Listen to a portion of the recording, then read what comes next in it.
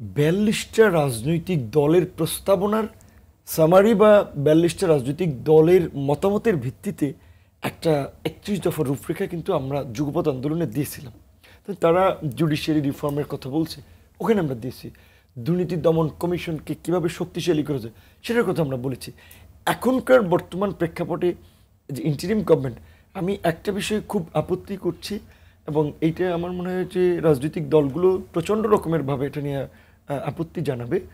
কারণ ধরেন আমার চিন্তাটাই সঠিক এটা না, তারটা হতে পারে আবার একটা মিক্স।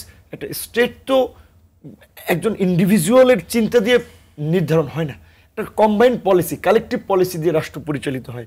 সেখানে ৩ থেকে ৬ বছর একটা অনির্বাচিত গভর্নমেন্ট থাকবে, এটা আপনি কল্পনা করতে পারেন। ৩ থেকে ৬ বছর তারা কী করবে? তাহলে তাদের বৈধতাটা কী? আমরা একটা গণঅভ্যুত্থানের মাধ্যমে একটা স্বৈর শাসন হটিয়েছি। আমরা রাষ্ট্রের গণতান্ত্রিক করতে চাই, তার জন্য মাস্ট বি একটা ইলেকশন দরকার। বিফোর ইলেকশন একটা ইন্টারিম গভর্নমেন্ট থাকবে।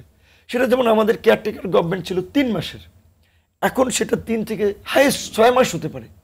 কিন্তু এটা যদি ৬ বছর না, সেটা বলি, এটা যদি আপনি ৩ থেকে ৬ বছর, তাহলে 111-এ যে বিরাজ ডিজিটিকরণ প্রক্রিয়াটা আপনার নিশ্চয়ই মনে আছে, 2-2 ফর্মুলা দিয়ে 2 নেত্রীকে বাইরে পাঠিয়ে এখানে নানা ধরনের কিংস পার্টি, নানা ধরনের নিউ পার্টি টাটি তৈরি করার একটা প্রক্রিয়া ছিল দীর্ঘমেয়াদে, যেটা এই আজকে শেখ হাসিনার যে নির্মম পরিণতিটা সে ডেকে আনলো। এই যে 15ই আগস্ট তার বাবার, তার পরিবারের অনেকে হারিয়েছে, নিশ্চয়ই সেটা দুঃখজনক ঘটনা, শোক পালন করবে, কিন্তু সেটা বাঙালির কাছে আনন্দ বিজয়ের মাস হয়েছে।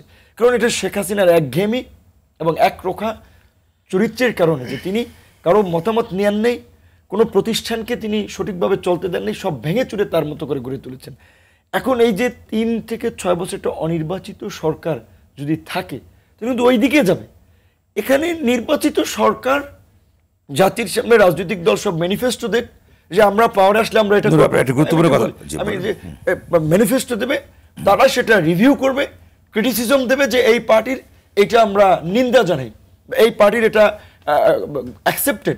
এটার উপরে জনগণ ভোট দিয়ে একটা গণতান্ত্রিকভাবে একটা পার্টিকে পাওয়ারে নেবে। সেই পার্টি জনগণের ম্যান্ডেট নিয়ে তারা পার্লামেন্টে, এখন এটা তো রাষ্ট্রপতি চাইলেই সবকিছু করে ফেলতে পারবে, অধ্যাদেশ দিয়ে তো সবকিছু হয় না, পার্লামেন্ট তো একটা প্রসিডিউর লাগবে।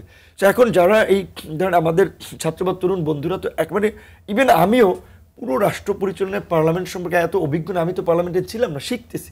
তো আমাদের চিন্তা কিছুটা ভুল থাকতে পারে, কিন্তু 3 থেকে 6 বছর এটা কিন্তু একটা মারাত্মক আরেকটা রেজিমেন্টেড রিজিম ক্রিয়েট হয়ে যাবে। আমি বলছি মঈনুদ্দিন ফখরুদ্দিন সাহেবের মতো একটা পরিস্থিতি তৈরি হতে পারে। এবং অনেকের আশঙ্কা যে আপনি দেখেন শেখ হাসিনার মতো গণ অভ্যুত্থানে দেশ থেকে পলাতক একজন প্রধানমন্ত্রীকে আশ্রয় দিল কে? ভারত, আমাদের সবচেয়ে নিকটবর্তী প্রতিবেশী রাষ্ট্র। এবং এটা স্বীকৃত যে বাংলাদেশের আনসার চৌকিদার থেকে শুরু করে বাংলাদেশের সর্বোচ্চ প্রতিষ্ঠানগুলোতে ভারতের এজেন্টরা এখানে কাজ করে। সো অনেকের শঙ্কা যে দীর্ঘমেয়াদী হলে এখানে ভারত একটা রোল প্লে করতে পারে। সেই জন্য তাদের যেটা যে ইন্টারিম গভর্নমেন্টের নজরদারি, রাজনৈতিক দল হিসেবে আমাদেরও নজরদারি রাখতে হবে, সাংবাদিক হিসেবে, গণমাধ্যম হিসেবে আপনাদেরও নজরদারি রাখতে হবে, এবং আমাদের সকলের কালেকটিভ এই আলাপ আলোচনা মত বিনিময়ের মধ্যে দিয়ে একটা বেটার বাংলাদেশ, আমাদের সালাম ভাই বিএনপির মতো একটা, কিন্তু তিনি একমত যে একটা সুন্দর বাংলাদেশ বিনির্মাণ করতে হবে। আমাদের তো মতামত